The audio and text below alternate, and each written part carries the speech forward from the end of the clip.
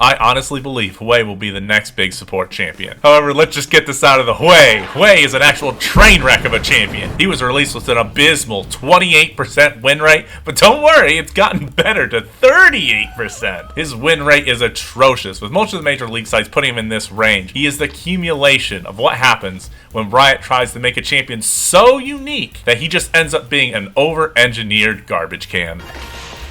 He has 10 abilities, which, although it sounds like a lot, is actually less than Aphelios. I've seen the memes and I don't agree. Change my mind in the comments below. However, after all that, I believe Hwei's win rate is majorly skewed. And this tends to happen a lot with overly complex champions that Riot releases, just not as bad as Hwei. Most players play him once, twice, maybe a few times, and they don't end up going back because they just get absolutely dominated and stomped. But when I played him, it took like 10 games before I really felt that I had a good feel for how to play him and what his limitations were. As his popularity goes down, his win rate will go up, and Riot will also continue to hotfix and buff him until he works. I mean, just look at Briar. Now, I know he was initially made as a mid laner, but let's be real here. He's a control/artillery mage, and just like Lux, Brand, Nico, Zyra, and Xerath before him, he will be a support. And his kit supports that thought. He does deal a lot of damage without many items because he deals percent health damage. He has CC damage and utility built into his kit. Phenomenal outplay potential. And I'm sure just like Aphelios, no one's going to know what he really does. So you got that going for you because they won't know how to play against you. Now that doesn't come without some caveats. He's kind of the jack of all trades, master of none. He's really squishy and easy to pick off. And he is extremely hard to pick up and kind of know his limitations. He is very complex with a lot of different options, combos, and he has so many possibilities that I didn't even think about his passive. When you land 2 damaging abilities on the same target, it just puts down a zone that erupts for some damage. That's it, nothing more there. His ult will launch some paint goo ball thing, and when it hits a champion, it'll charge for 3 seconds, getting bigger, dealing minimal dot damage, but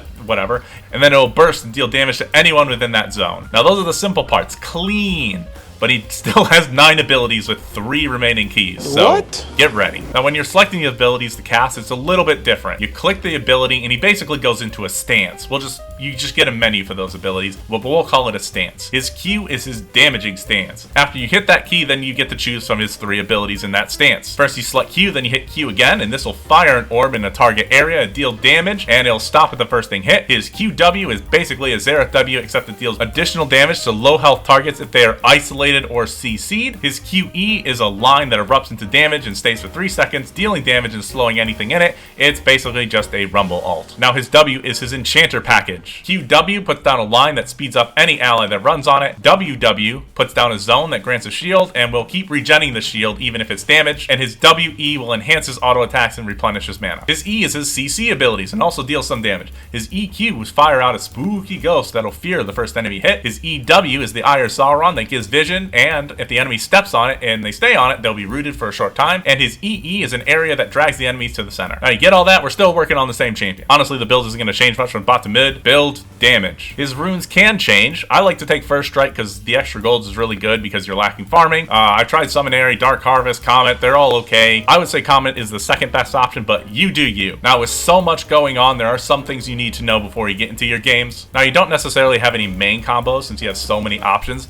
However, you don't really have to worry about your W during the combos. However, most of the time, you do want to have your auto attack enhances up when you go in for like a full combo. That's the WE, by the way. But generally, you just want to use your E's with your Q's. So CC the target, hit the target. Honestly, it's pretty simple. Most people have been gravitating towards the EEQQ just because it's really simple to execute and remember. But don't sleep on that fear. It's actually a great ability. Now, if you do have your ult up, generally landing your E first before your R is the best way to make sure that you land it because it's a deceptive hard to hit, but after that just follow up with your Q damage. So generally if you do land your ult, you have 2 options to hit them. You have QQ and QW. I would say QQ is better if the champion's above 50% health because it deals max health damage, and QW is better if the champion is below 50% health because it deals missing health damage. Got it? If you're enjoying the content, please subscribe, like the video so others can see it too, and comment if I missed anything or just for the YouTube algorithm. Alright, that's enough of that. We did it! We're in the game and we're going to take this knife and these mixed drinks because every artist has to remember to drown their sorrows in booze. Qs. I know, I went to school for art. Now, once we're in lane, you guessed it, we're gonna poke, poke, poke. Generally, QQ is the most simple way to poke, but the range can be a bit lacking, and the enemy can just hide behind their minions. QW can be a bit underwhelming if you use Raw Dog, and usually is just a Hail Mary for low health targets, and your QE is really just something for pushing out waves. If your ADC requests it, then use it on the minions. I guess you can also use it to zone. Then from there, you really just want to watch for ganks and get your pokes in. Your EW is especially good if your enemy is trying to control brush, as it reveals them and it'll CC them in place if they feel like staying. It's also amazing if the enemy is pushed in. You just place it on the large side of their tower to keep you safe while you chip away at those plates, and you can just poke them on the short side if they try and go around. Also remember to keep your W in mind.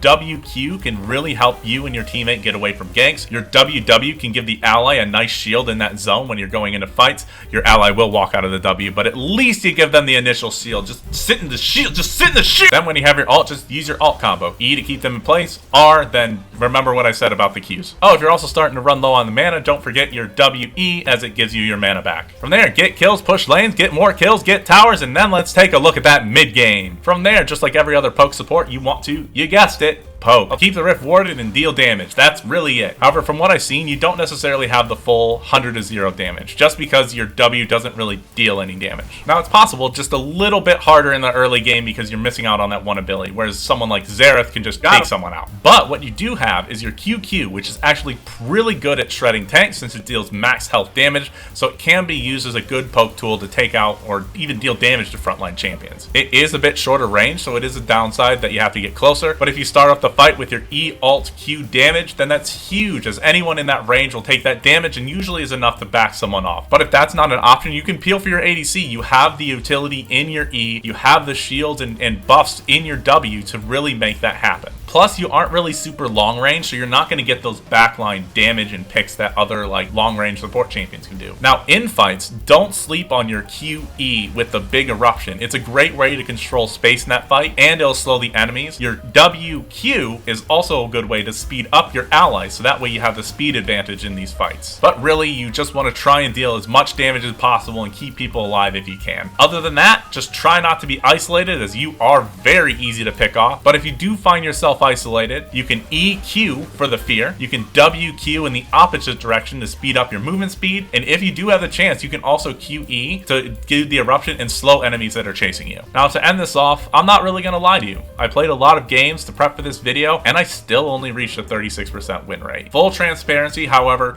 earlier in the games, I lost a lot because I did not do anything, and I really didn't understand how Hwei really worked. And then a bunch of hot fixes came out, and they might not have affected it yet, but he's just going to keep getting better and better. And then sometimes you're going to play against him, he's going to be so broken, so unbeatable, so overpowered that you're just going to ban him for the next 5 games. And that's it. We did it. We won the game. And if you like this video, check out this one with the most adorable support in League. Talk to you later.